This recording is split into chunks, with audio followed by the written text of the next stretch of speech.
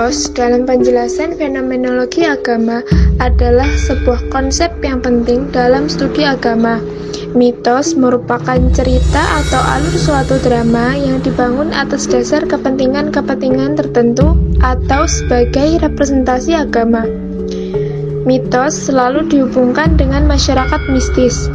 Namun demikian tidak berarti masyarakat modern telah meniadakan mitos ini sama sekali.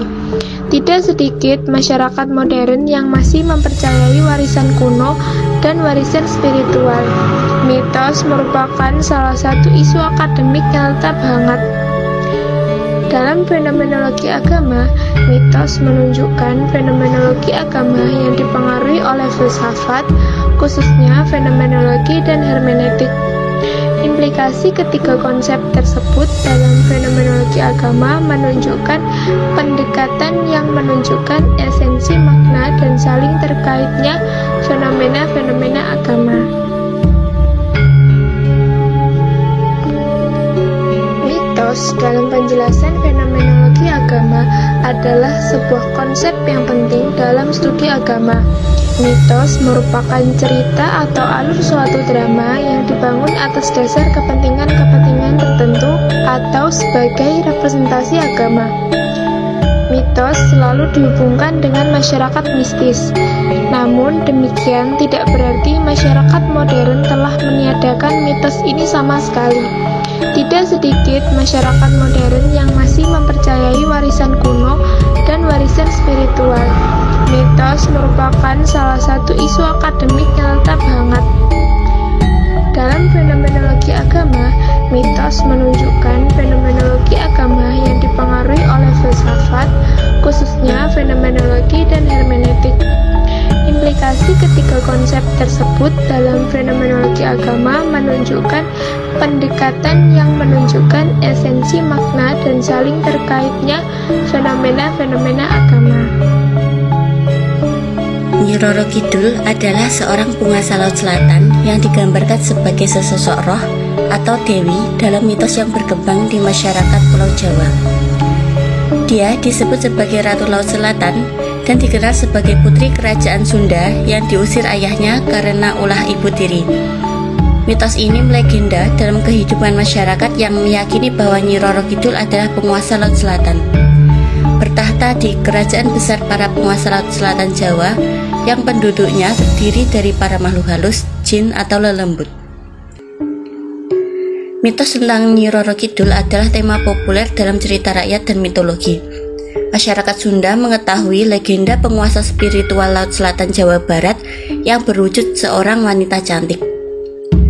Sebagian dari mitos mengenai Nyi Roro Kidul mengatur larangan baju hijau di sekitar pantai selatan, karena dia tidak suka kalau ada manusia yang mengenakan warna pakaian kesukaannya. Hal ini menyebabkan orang-orang mengadakan ritual hajat laut sebagai bentuk penghormatan kepada penguasa Laut Selatan. Masyarakat Sunda mengarahkan legenda Ratu Laut Selatan Jawa kemungkinan berasal dari kepercayaan animistik prasejarah yang jauh lebih tua lagi, Dewi Prahindu Buddha dari Samudra Selatan. Selain itu, legenda Nyi Roro Kidul juga mengandung pesan moral seperti kebenaran dan kebaikan akan selalu diunggulkan. Roland Barthes mengatakan bahwa mitos adalah sebuah konstruksi semiotik yang memiliki tingkat konotasi yang lebih tinggi daripada bahasa yang umum. Mitos bermain atas analogi antara makna dan bentuk, yang bukan sesuatu yang alami tetapi bersifat historis. Mitos dihasilkan oleh hubungan antara kemungkinan motivasi dan kemungkinan konotasi yang memiliki dimensi naturalisasi yang membuat sistem makna menjadi masuk akal dan diterima apa adanya pada suatu masa, dan mungkin tidak untuk masa yang lain. Mitos menurut Claude Lévi-Strauss dalam teori strukturalisme adalah sebuah kisah atau cerita yang lahir dari imajinasi manusia. Mitos tidak hanya merupakan bahasa, tetapi juga memiliki ciri-ciri yang lebih kompleks dan rumit daripada ciri-ciri bahasa atau kebahasaan yang lainnya. Mitos dalam konteks strukturalisme tidak sama dengan pengertian mitos dalam mitologi. Karena dua hal tersebut sulit untuk dibedakan. Levi-Strauss menganggap mitos sebagai alat logis untuk mencari pemecahan terhadap kontradiksi-kontradiksi empiris yang dihadapi masyarakat dan yang tidak terpahami oleh nalar manusia. Analisis strukturalisme Levi-Strauss dapat menemukan logika di balik mitos tertentu. Mitos adalah sebuah dunia yang kontradiktif dan tidak harus dipertentangkan atau harus kenyataan yang menjadi masa lampau. Mitos dan bahasa memiliki persamaan dalam bentuk media, alat, atau sarana untuk perpindahan informasi. Tetapi, mitos memiliki ciri-ciri yang lebih rumit dan kompleks daripada bahasa. Mitos Nyi Roro Kidul adalah cerita rakyat yang terkenal di Indonesia, menceritakan tentang putri cantik yang dijumpai di Laut Selatan Pulau Jawa. Mitos ini memiliki banyak versi, salah satunya dari Jawa Barat yang menyatakan bahwa Nyi Roro Kidul memiliki nama asli Kandita dan adalah seorang putri di Jawa Barat. Analisis strukturalisme Levi-Strauss menggunakan teori bahasa dan kata untuk memahami cerita dalam mitos. Dari analisis tersebut dapat disimpulkan bahwa ada hal-hal yang dapat menghubungkan cerita satu dengan cerita yang lain, dan bahwa suatu sikap atau watak-watak dari tokoh tersebut juga bervariasi dan memperlihatkan bagaimana tokoh tersebut menghadapi persoalan dalam sejarah. Mitos ini juga menyediakan pesan moral yang mengajarkan kekuatan alam, menjaga keseimbangan dengan alam, dan menjadi pribadi yang teguh dalam prinsip, berani menghadapi cobaan, dan menghormati orang lain serta alam sekitar. Mitos Nyi Roro Kidul yang berkembang merupakan sebuah konteks yang membentuk bagian dari kepercayaan masyarakat Jawa terhadap kepercayaan, doktrin, dan ideologi. Mitos ini memiliki makna yang setara dengan agama, tradisi, magis, dan mistik. Sebagai kepercayaan, mitos sebagai basis spiritual masyarakat memiliki makna yang setara dengan agama, tradisi, magis, dan mistik. Sebagai doktrin, semuanya dilihat sebagai ajaran luhur yang berisi tuntunan moral untuk dipedomani. Sebagai ideologi, mitos ini menjadi struktur yang kompleks, yakni sebagai kepercayaan, doktrin, dan ideologi. Dalam cerita yang berkembang, mitos Nyi Roro Kidul dikaitkan dengan Panembahan Senopati yang membuat Laut Selatan gusar hingga membuat Nyi Roro Kidul keluar ke permukaan.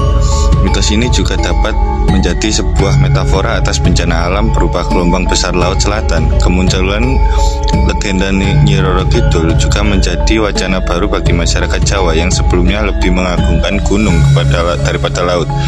Mitos Nyi Roro Kidul juga dapat menjadi model untuk realitas yang dihadapi baik orang Sunda maupun Jawa, baik itu dalam kerangka atau penghambaan perempuan Jawa dan Sunda. Melalui aktivitas ini, orang Jawa dan Sunda dapat menemukan identitas budaya masing-masing, melestarikan dan meneguhkan budaya mereka sendiri. Di samping itu juga menguak makna-makna yang tersembunyi di dalam peristiwa. Hasil penelitian Sarjuningsih yang berjudul Islam Mitos Indonesia, kajian antropologi sosiologi yang dimuat dalam jurnal kodifikasi menjelaskan bahwa mitos sebagai basis spiritual masyarakat memiliki makna yang setara dengan agama, tradisi, magis, dan mistik. Semuanya menyangkut aspek kepercayaan, keyakinan, pengetahuan, emosional, dan kekuatan batin. Jadi, agama bagi masyarakat menjadi struktur yang kompleks, yakni sebagai kepercayaan, doktrin, dan ideologi. Sebagai kepercayaan terhadap makhluk gaib yang mengikat batin, emosi, dan perasaan masyarakat bahwa alam ini dikuasai oleh kekuatan supranatural. Sebagai doktrin, semuanya dilihat sebagai ajaran luhur yang berisi tuntunan moral untuk dipedomani. Sebagai ideologi, masyarakat Indonesia membentangkan 6 derajat lintang utara sampai 11 derajat lintang selatan dan 92 sampai 142 derajat bujur timur, terdiri dari pulau-pulau besar dan kecil yang jumlahnya kurang lebih 17.504 pulau. 3/4 wilayahnya adalah laut, 5,9 juta kilometer kubik. dengan panjang garis pantai 95.161 km. Indonesia memiliki garis pantai terpanjang kedua setelah Kanada. Tidak heran jika sejak dulu penduduk Indonesia terkenal sebagai pelaut yang ulung, hidup menantang bahaya yang bisa datang setiap waktu sebagian besar masyarakat. Baik, begitulah penjelasan dari kelompok kami tentang Nyi Roro Kidul dan legendanya dan juga mitos-mitosnya. Terima kasih. Jika ada salah kata, wabillahi taufiq wal hidayah. Wassalamualaikum warahmatullahi wabarakatuh.